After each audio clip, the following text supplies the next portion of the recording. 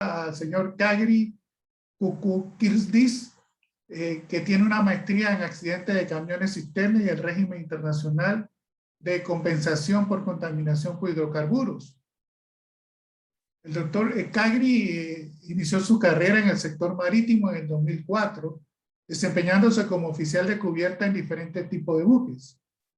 Luego de 3 años se dedica a trabajos relacionados con operaciones portuarias, mantenimiento y planificación en puertos, uniéndose posteriormente al Ministerio de Transporte de Turquía, donde laboró como experto marítimo hasta el 2016. Luego de una vida en el mar, la costa y la administración en aspectos relacionados con el sector marítimo, se incorpora a la Organización Marítima Internacional, donde trabaja en temas relacionados con seguridad marítima. Él nos presenta el tema seguridad marítima. ¿Qué se puede hacer para aumentar la seguridad a bordo de embarcaciones pesqueras? Con ustedes, Mr. Kagri.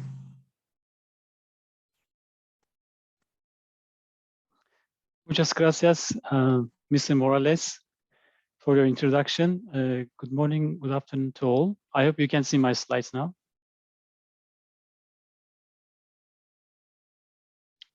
I think everything is okay. So first of all, I would like to thank the organizers, namely FAO, OSPESCA, and Stella Maris for inviting IMO to this spectacular virtual event. I think this is a clear indication of the fact that all stakeholders have been collaborating in an efficient way, and we are not working in silos for a larger synergy. We have been hearing FAO, ILO, and other stakeholders, and safe and sustainable fisheries sits on many pillars, and IMO has a major role to play with respect to the safety of fishing vessels and fishers. Together with FAO and ILO, as well as other industry stakeholders, IMO has been placing much emphasis on international instruments. By the end of my presentation, you will have a broader overview of which tools we have to improve safety on board fishing vessels. Before starting, I would like to emphasize one more time that you will have some maybe overlapping issues which have been already raised by FAO and ILO, but I believe emphasizing more will be beneficial for all the participants because these are the most beneficial part of the presentation.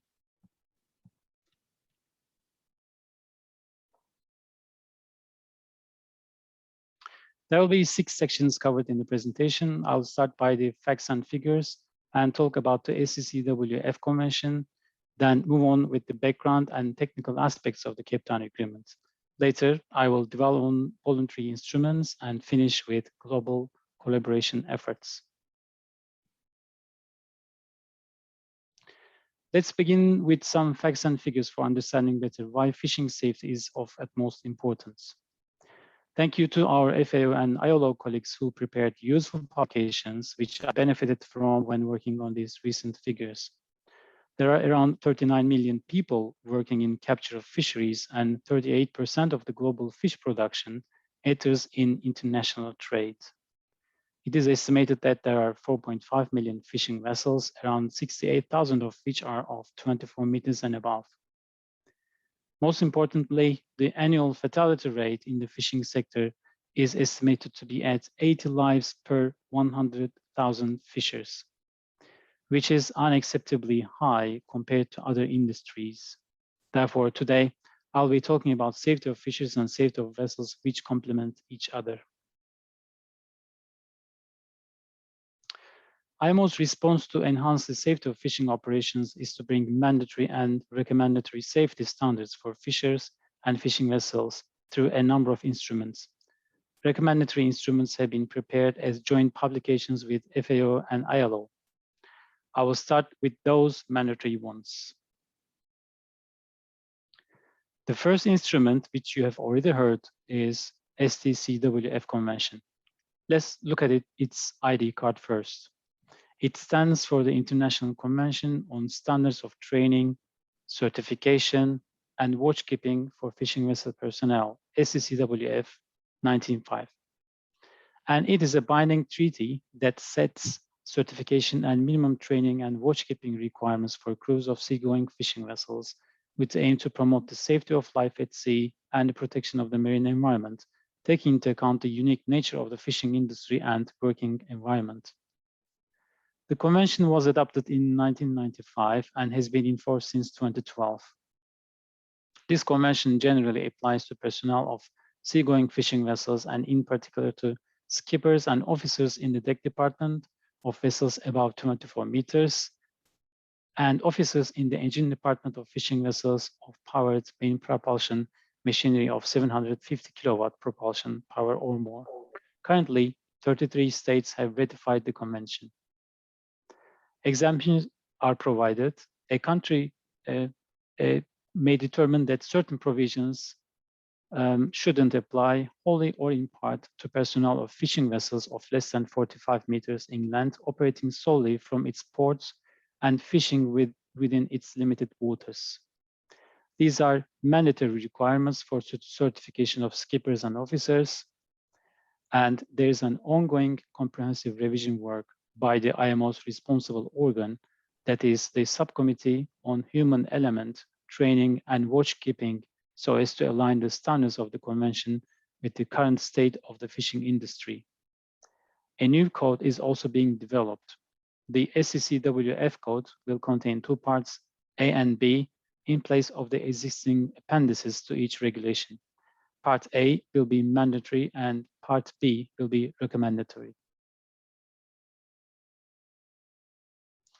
The convention, by providing certification, training, and watchkeeping standards, translates into better skilled and trained fishing personnel to enhance the safety of crew and the vessel itself, fewer injuries and fatalities, and of course, harmonization of qualifications globally that in turn facilitates free mobility of workers between countries that have ratified and implemented the convention and creates a level playing field in the sector. The convention covers, as I said, certification of skippers, officers, engineers, and radio operators in Chapter 2. For certification, they should have certain seagoing service and training on a variety of subjects, including navigation, watchkeeping, and ship handling. In addition to this, in Chapter 3, basic training requirements for all fishing vessel personnel are contained on a variety of safety and environmental aspects, including personal survival techniques, fire safety, and emergency procedures. Finally, fishing vessels, while in the port of another party, are subject to port state control to verify that persons serving on board are certified. That is called no more favorable treatment. That means even when a flag state chooses not to ratify the convention, their ships will still be expected to comply with the rules when calling at a port of a party to the convention. I will move on with the 2012 Cape Town Agreement. Firstly, let's have a look at the identity card of the agreement. Although the agreement, the Cape Town Agreement of 2012 is the short form of its title, the full name is quite lengthy. That is Cape Town Agreement of 2012 on the implementation of the provisions of the 93 Protocol relating to the Torremolinos International Convention for the Safety of Fishing Vessels 1977. I will be explaining where this lengthy title comes from in the next few slides. The agreement was adopted in 2012 in Cape Town in an international conference. The agreement isn't yet into force. Currently, there are 16 parties that have become a party to the agreement, and its provisions are of mandatory nature. It applies to industrial fishing vessels of 24 meters in length and over. Therefore, it covers both exclusive economic zone and high seas, including mutually agreed common fishing zones. However, the administration may exempt any vessel from any of the requirements, provided the vessel is not operating on the high seas. The agreement doesn't apply to vessels that are used for sport or recreation vessels, processing fish or other living resources of the sea, for research and training, or as fish carriers. It provides gradual implementation provisions for existing vessels between 5 to 10 years for certain chapters. Basically, the agreement provides design and equipment and construction standards for fishing vessels. The ultimate purpose of the agreement is to protect the safety of crew and observers on board fishing vessels and provide a level playing field for the industry by port state control inspections. In its 10 chapters, the agreement covers mandatory requirements for stability, seaworthiness, machinery, electrical installations, life-saving appliances, as well as fishing vessel construction and emergency procedures. Why we should ratify the agreement? Entry into force of the agreement will require fishing vessels owners and operators to comply with internationally binding regulations as other ships conducting commercial activities and prevent practices that place crews' lives at risk. More specifically, it provides a regulatory framework for safety of fishing vessels and fishermen, protection of the marine environment, inspection of fishing vessels by port and flag state controls, harmonization of international legislations, protection of fishing resources, and transparency in fisheries by combating IUU fishing, because substandard vessels are likely to get involved in IUU fishing practices. This has been said multiple of times. So this is the core issue. The IUU fishing practices is connected with substandard vessels. What do we expect when the agreement enters into force? First of all, we will have globally recognized binding safety standards for fishing vessels, which will ensure the safety of crew and observers. Fishing operations will be conducted more safely, legally, and transparently. It will allow for flag and port state inspections to monitor the safety of vessel, in addition to IUU fishing practices, living and working conditions of fishers, competencies of crew, and protection of marine environment. And as you saw in the previous presentation, I think it was much better than my representation here with the temple analogy. So these are the 4 pillars for safe and sustainable fisheries.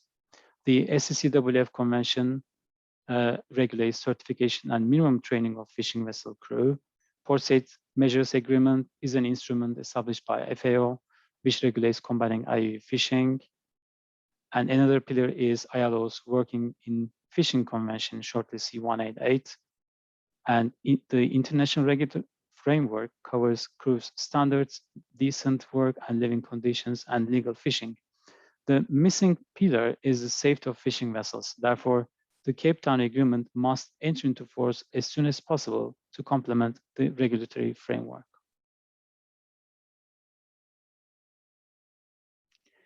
I'd like to give you a bit of background information of how attempts to bring safety standards have evolved over the years.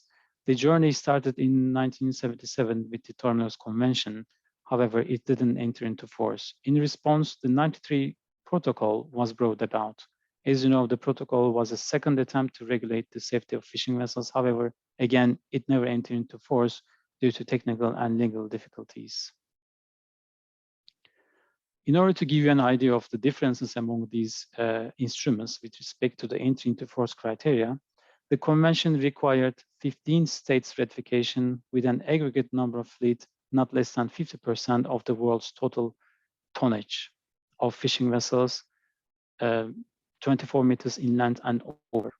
Unfortunately, many states with large fleets had difficulties in implementing its provisions. Therefore, it didn't enter into force. As a second attempt, the 93 protocol came about. However, again, it didn't enter into force due to technical and legal difficulties. I will dwell on what were the difficulties faced in the next few slides. The entry into force criteria required 15 ratifications with an aggregate 14,000 fishing vessels. Although 17 member states met the criterion, the aggregate number of fishing vessels could only meet 23% with almost 3,200 vessels. And this list shows the ratifying states of the protocol. As you can see, it didn't receive a wider acceptance, and this led to the reconsideration of the entry into force requirements. In response, the 2012 Cape Town Agreement was adopted, and for the entry into force of the agreement, it requires 22 ratifications with aggregate number of 3,600 fishing vessels of 24 meters and above, operating on the high seas. As of today, the total number of states is 16, with the addition of Peru in the list, corresponding to 73% of the required number. But the entry into force criterion hasn't been met yet, with 1,900 vessels, corresponding to 53% of the required level. This is the list of those member states that have ratified the agreement, totaling 16 so far.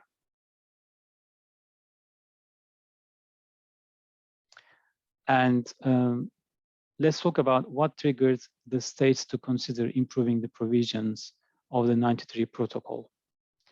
Entry into force requirements were eased from 14,000 to 3,600 vessels. For those states using gross tonnage as their measurement unit instead of length, equivalency provisions were introduced to facilitate the implementation of its various chapters. Another modification was progressive implementation provisions for existing vessels between 5 to 10 years. States with the modification are now free to choose to exempt its vessels from any requirement of the agreement that are operating in a common fishing zone or an exclusive economic zone. Finally, technical modifications were introduced on fire safety, life-saving appliances, and radio communications. This slide brings me to general technical features of the agreement. As I mentioned, it mainly applies to new and large industrial fishing vessels of 24 meters and above. Some chapters do not apply to those vessels below 45 meters. These are machinery, fire safety, life-saving appliances, and radio communications. So there are a lot of measures for facilitating its implementation on smaller vessels. The structure mostly mirrors SOLAS Convention. As you know, the SOLAS Convention is largely for commercial ships, and fishing vessels are not subject to its most provisions. However, fishers' lives are not less important than those of crew of commercial vessels. After the survey, an International Fishing Vessel Safety Certificate is given to those vessels which are fit for service for the duration of 5 years. If they are exempt from any of the provisions, then an exemption certificate is issued accordingly. Chapters 2 through 10 of the agreement give detailed design, construction, and equipment requirements for fishing vessels under 3 categories based on a vessel's size. The requirements are aimed at ensuring that vessels remain watertight, weathertight, strong, and stable, even under adverse conditions such as ice and extreme weather. Mandatory provisions are provided to ensure that spaces are safe for the crew, life-saving appliances, firefighting equipment are sufficient and in good working condition, together with emergency procedures identified. Vessels shall have regular drills that include all crew and observers on board, if any. In addition, vessels shall be fitted with radio communications sufficient to transmit and receive search and rescue information and distress signals. Vessels also shall be able to safely navigate. The agreement allows for port state control, as in the case of many other conventions that have been mentioned already. And this allows inspection on foreign flag fishing vessels visiting a party's ports, regardless of being a party of the vessel's flag. This is the same approach, no more favorable treatment, as in the case of the Stcwf Convention.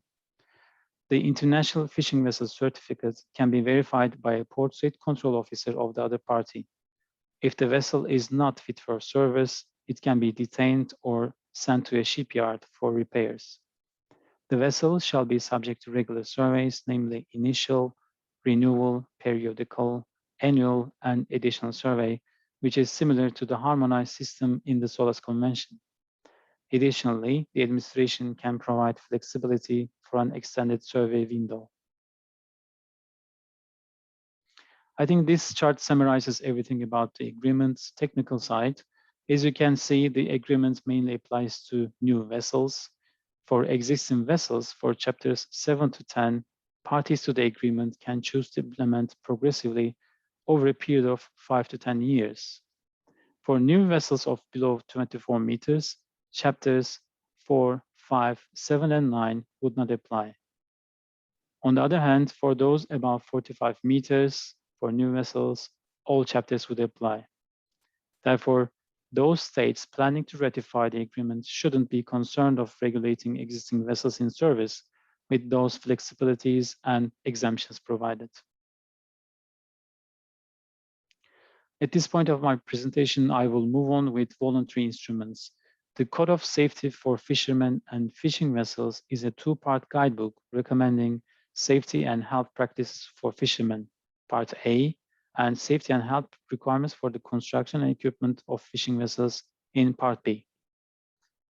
Code of Safety Part A, which you see on the slide, applies to fishing vessels of all sizes, but it has a dedicated section for vessels of less than 12 meters. It contains operational information on safe conduct of fishing operations and health of crew members. It also defines roles and responsibilities of competent authorities, owners, skippers, and institutions. Part B provides information on the design, construction, and equipment of fishing vessels of 24 meters and above in a wider scope. It references 93 protocol, as at the time of the preparation of the code, the Cape Town Agreement hadn't been adopted yet. You can consider this as complementary to the mandatory provisions of the agreement. Another voluntary instrument is the voluntary guidelines for small fishing vessels. It has the same structure and purpose with Part B of the Code of Safety. However, this time it applies to those fishing vessels of 12 meters and above and less than 24 meters. So this is for the vessels between 12 meters and 24 meters. And the last voluntary instrument is the safety recommendations for decked fishing vessels of less than 12 meters inland and undecked fishing vessels. It provides information, again, on the design, construction, and equipment of small fishing vessels, as well as training and protection of the crews of small fishing vessels. So this is the last part of the set, and this is applicable for less than 12 meters in length. The next voluntary instrument is the implementation guidelines.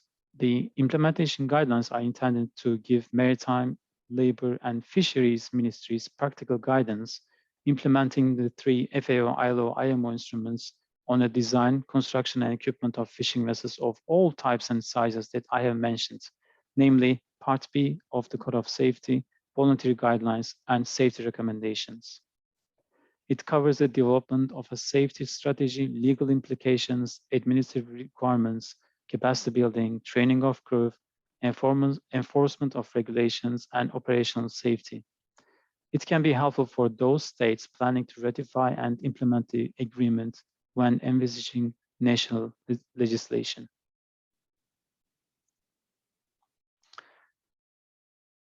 And the final voluntary instrument is the training and certification of fishing vessel personnel.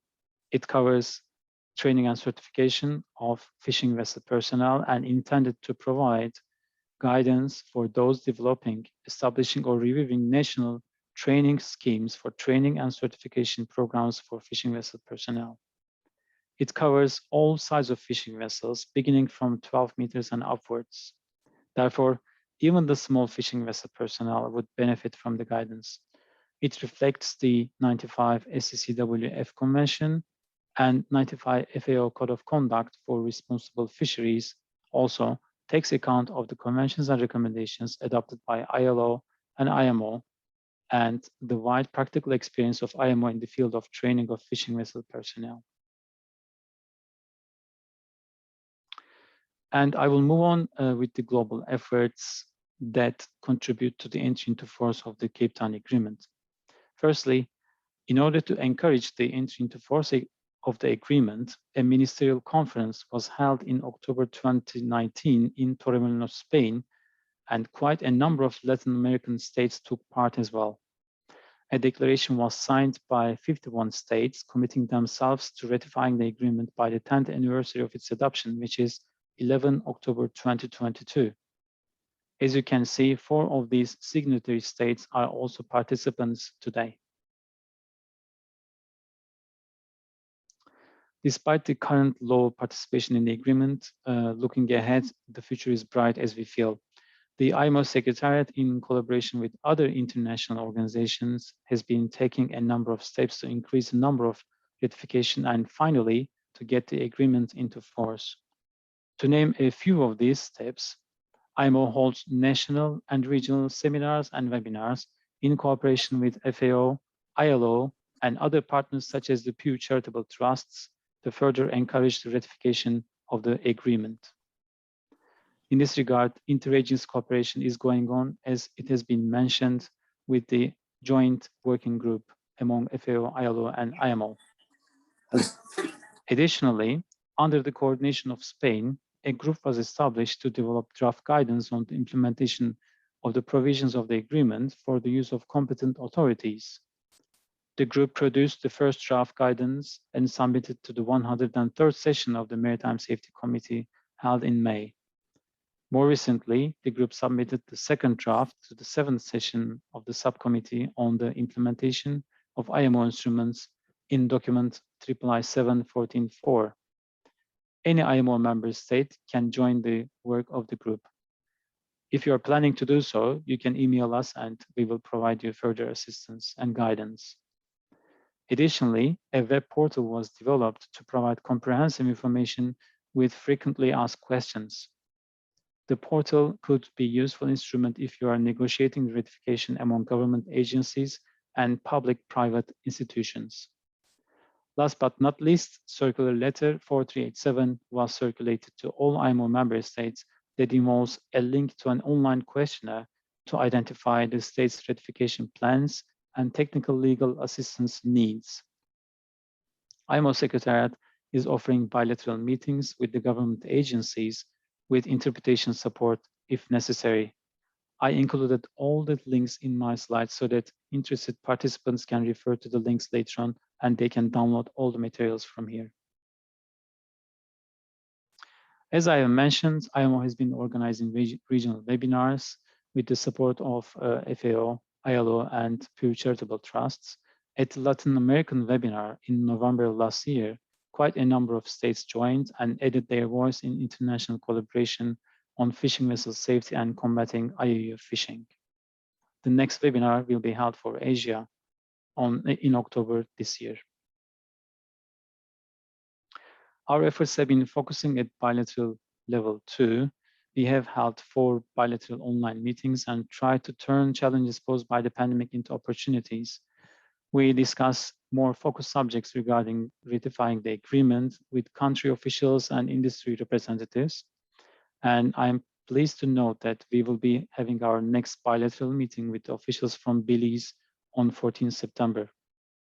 If any of the participating states wishes to hold a similar meeting, they should fill up the questionnaire stated in Circular Letter 4387. And I want to conclude with a tangible real-life experience that the Icelandic Maritime Administration has shared with us. Before safety regulations were introduced in Iceland, 23 fishers lost their lives.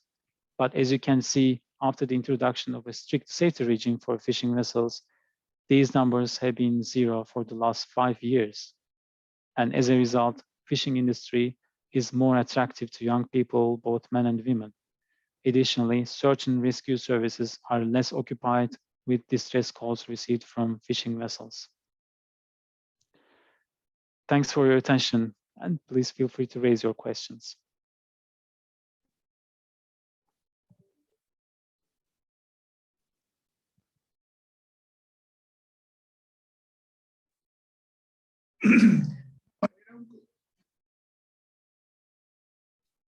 Sí, íbamos a un comentario de la necesidad que se tiene de que nuestros países puedan ratificar los acuerdos para que ellos se implementen. ¿Cómo podemos agilizar eso?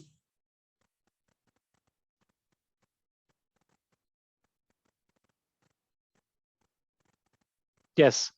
As I mentioned, we have multiple platforms for cooperation with the member states. The more focused one will be the bilateral one that, as I mentioned, there's a circular letter that can be found in my presentation. They will need to fill up the questionnaire, and they should raise their needs for assistance on legal or technical sides. And then IMO Secretariat will contact them, and we will discuss particular matters, what is needed for ratifying the Cape Town Agreement, and also maybe on a general level, what is the agreement, what is it for, how can it contribute to the safety of fishing vessels in the particular country. So this is bilateral level. And additionally, as we organized last year, we are organizing regional webinars or seminars. After the pandemic measures are lifted, maybe we can organize physical events in this particular country. All they need is to contact the Secretariat, and the rest will be much easy.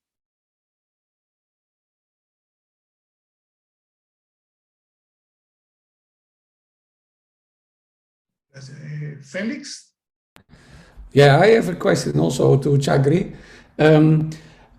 We as international institutions are saying that countries need to contact us. But for instance, for FVO and fisheries-related issues, it's the Ministry of Fisheries or the Ministry of Agriculture and Fisheries or something like that that needs to start talking with us.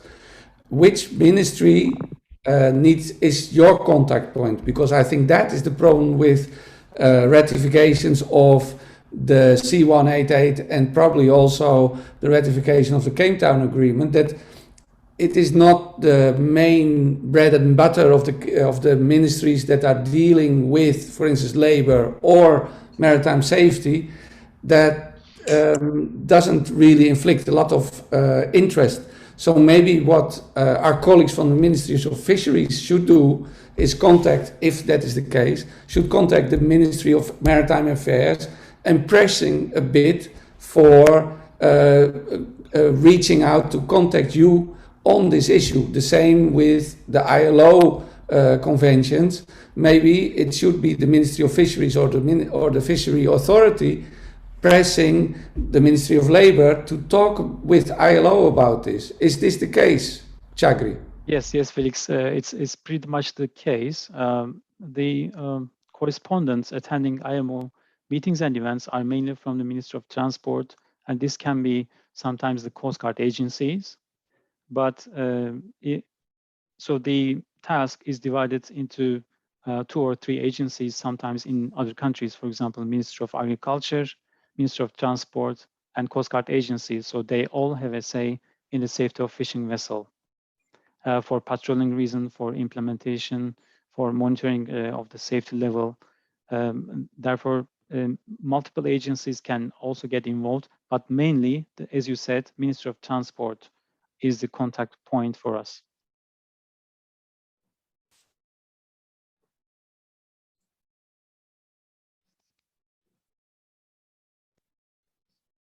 Ok, no tenemos más preguntas para Kairi.